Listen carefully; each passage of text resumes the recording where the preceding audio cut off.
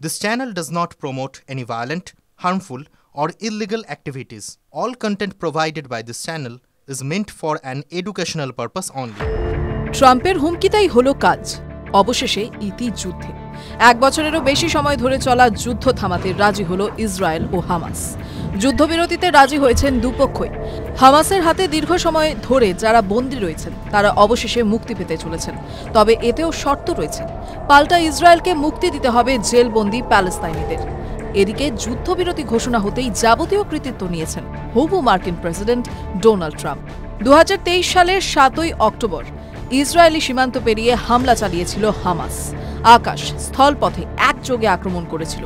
1200 সাধারণ মানুষ ও সেনাকে হত্যা করা হয়েছিল। অপহরণ করেছিল 250 জনকে। পাল্টা জবাব দিতে দেরি করেনি ইসরায়েলও। হামাসের ঘাঁটি গাজায় মুহুর্মুহু হামলা চালিয়ে কার্যত ধ্বংসস্তূপে পরিণত করে।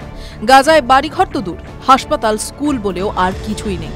ইসরায়েলের আক্রমণে এখনো পর্যন্ত 46,000 মানুষের মৃত্যু হয়েছে। ঘর ছাড়া হয়েছেন হাজার হাজার মানুষ।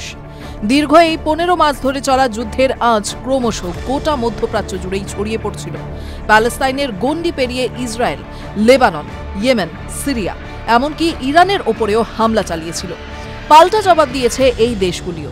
যুদ্ধের মাঝেই ইসরায়েল সফলভাবে হামাস ও হিজবুল্লাহ প্রধানের নিকেশ করেছে। এদিকে ট্রাম্প মার্কিন প্রেসিডেন্ট হিসেবে নির্বাচিত হওয়ার পর থেকেই যুদ্ধবিরতির কথা বলেছে। আগেও এই নিয়ে আলোচনা হলেও তা বারবার ব্যর্থ হয়েছে, মূলত ইসরায়েলের আগ্রাসনে।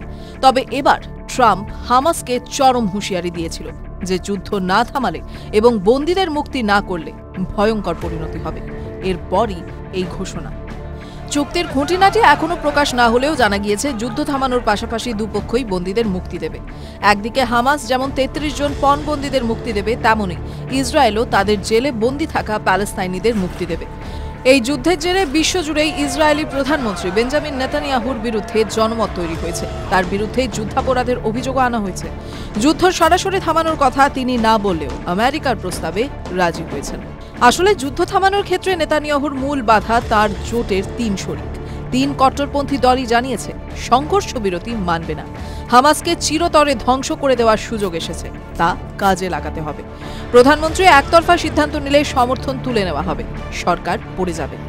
সংখ্যালঘু সরকারের চুক্তি করার কোনো এখতিয়ারই নেই। এই পরিস্থিতিতে নেতানিয়াহু বলছেন 3টে দলকেই বুঝিয়ে রাজি করাবেন। যতদিন সেটা না হচ্ছে ততদিন গাজায় বড় কোনো অভিযান হবে না। TV9 Bangla digital.